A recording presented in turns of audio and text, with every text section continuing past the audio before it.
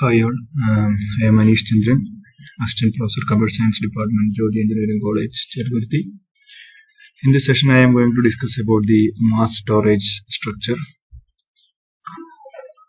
It is part of the operating system subject, and already we know we are using a lot of devices, storage devices with the computer system, which may be volatile or non-volatile, etc.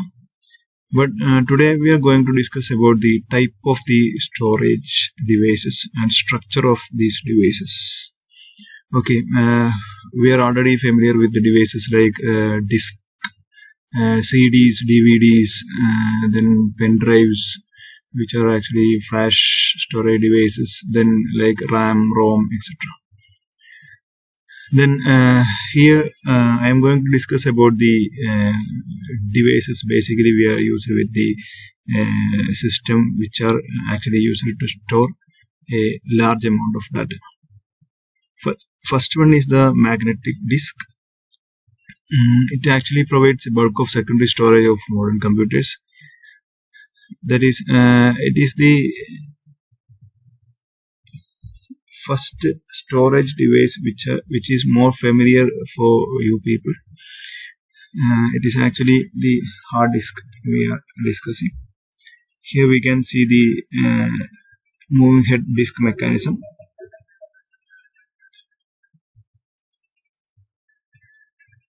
Okay, so before going to discuss in detail about that disk structure, we need to know certain terms, that is transfer rate, positioning time or seek time, and the rotational latency.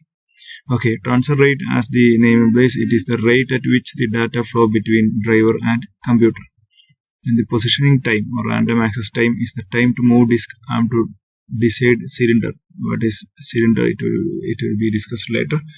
That is actually called as the seek time, and time for desired sector to rotate under the disk head. It is the rotational latency.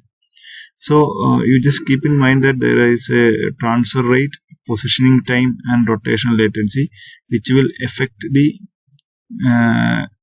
system to access a data from the secondary storage. Then head crash. There will be a read-write head with each and every disk, and if due to some reason if it crashes, then we need to remove the entire disk. That is the problem, and the disk can be removable. Drive attached to computer via I/O buses. That is, there will be a lot of types of buses available in the system. We just need to know the name now. That is EIDE, ATA, SATA, USB, fiber channel, SCSI, SAS, firewire, etc. Some of them are familiar with us, that is Universal Serial Bus, USB, and SATA. Then the communication is possible with the system and the disk is through a host controller and a disk controller. Host controller is part of the system, and the system will give commands to this host controller, and the host controller will control the disk through the disk controller, which is in the disk. Okay, then how the disk mechanism work? Here we can see that there is an arm assembly, and there are platers and a spindle. So we can say that it is like a collection of CDs stacked. That is, each platers are there and it is in a stacked position. So there will be a read-write head for each platers, and this will move forward and backward. And here we can see that there is a track. This is a track, and in each track we will divide it further into sectors. And here for each track, for example, if it is track 1 in this platter, and there is another platter, second one, there is track 1, there is track 1, etc. So in a single row, this track 1 forms cylinder 1, and there will be a track 2, track 3, etc. up to n tracks will be there, and we can say that there will be n cylinders. So the spindle will rotate to identify the corresponding sector. First, the read-write head will move to identify the track of the operator, and after that the spindle will rotate to identify the sector in which the data is stored. Actually, this data is stored as blocks. That is, you already know a block contains 512 bytes or 1024 bytes maybe. Okay, then hard disk, the priorities range from 0.855 to 14, commonly 3.5, 2.5 and 1.8, range from 30 GB to 3 TB per drive, 3 TB, and the transfer rate in theoretically it is 6 GB per second. Effective transfer rate is 1 GB per second. Seek time from 3 milliseconds to 12 milliseconds. That is 9 millisecond common for desktop drivers. Average seek time measured or calculated based on 1 by 3 of tracks. Latency based on spindle speed. That is okay. Here we can explain about the seek time or random access time and the latency. Latency based on spindle speed. That is, the spindle will rotate like this, so the operator will move like this, so we can access the corresponding sector. So the latency time means it is the time taken to identify the sector in a track, and the before that the read write head needs to move through the tracks cylinders to identify in which track the data is actually stored. So this movement is actually called as random access time or seek time. Okay, so this seek time plus this random access time plus transfer rate will give the actual time taken for a data transfer in between the hard disk and the system. So you may be familiar with RPM, rotations per minute. There will be 4200 RPM, 5400, 7200, 10,000, 15,000. These three may be familiar with you because these are now available.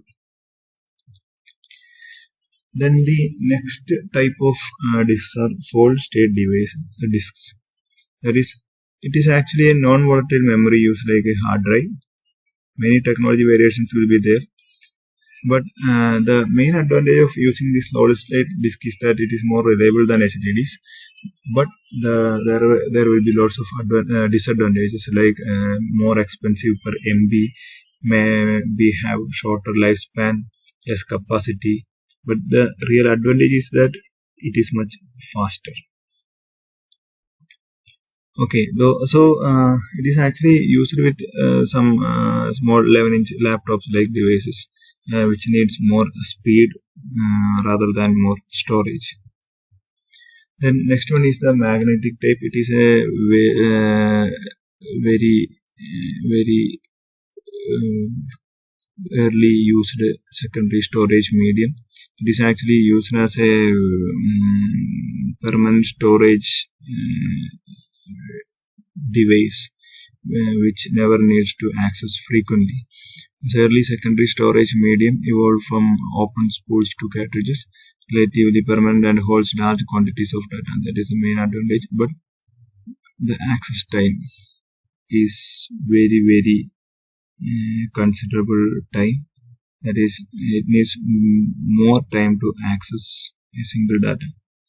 Random access is 1,000 times slower than the disk, mainly used for backup storage of infrequently used data, transfer medium between systems, kept in spool and wound or rewound past read-write head.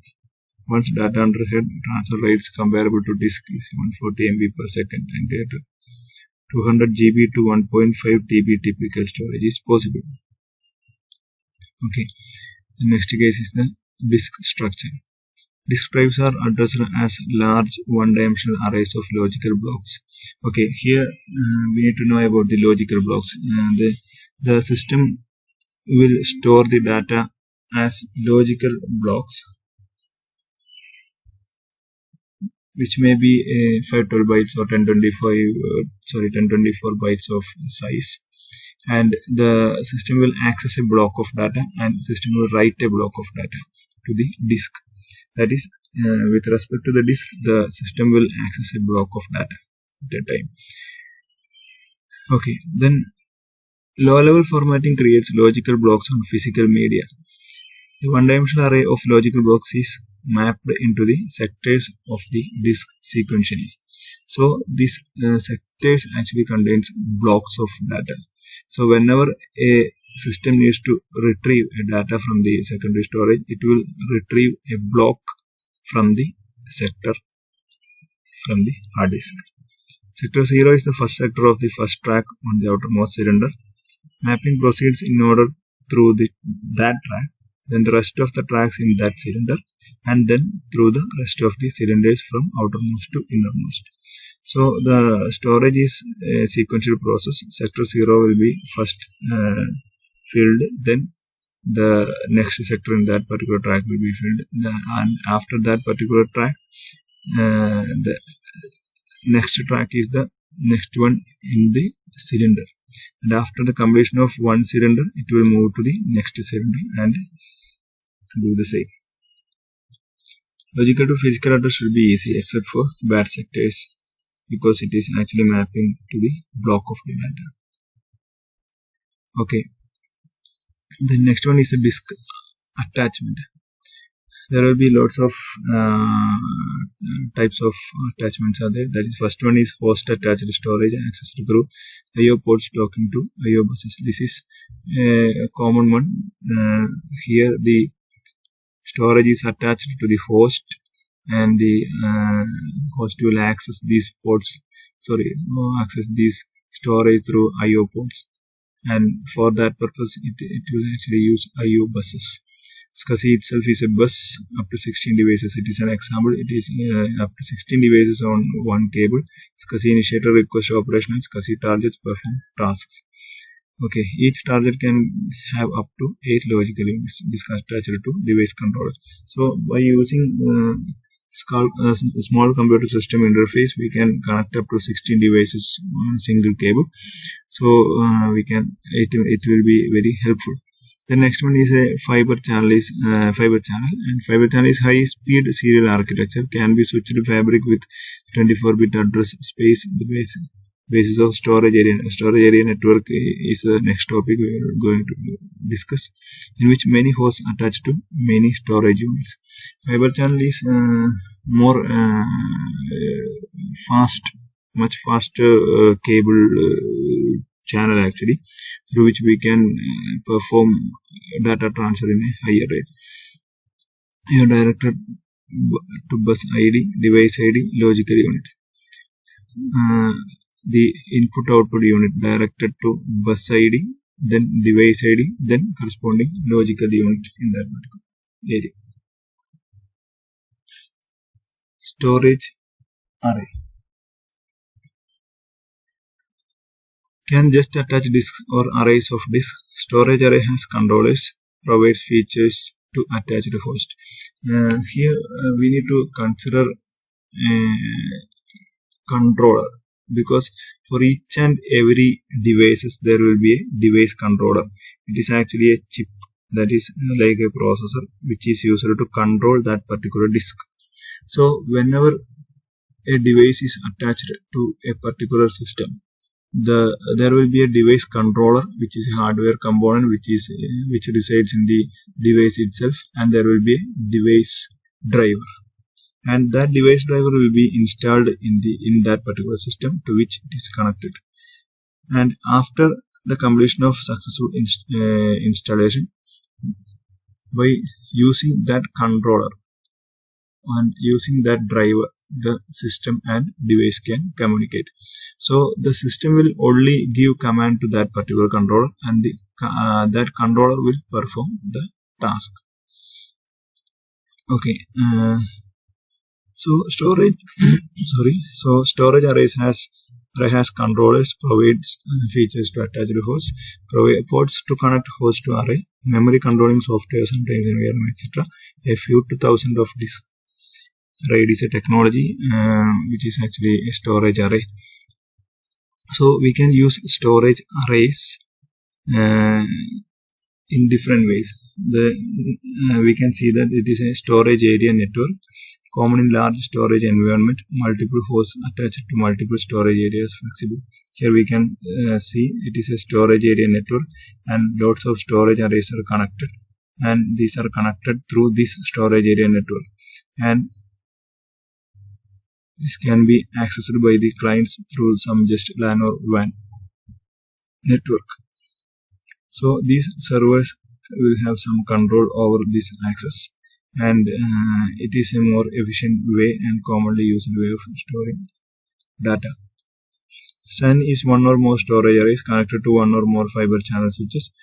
Hosts also attached to the switches. Storage made available via LUN masking from specific arrays to specific servers. So the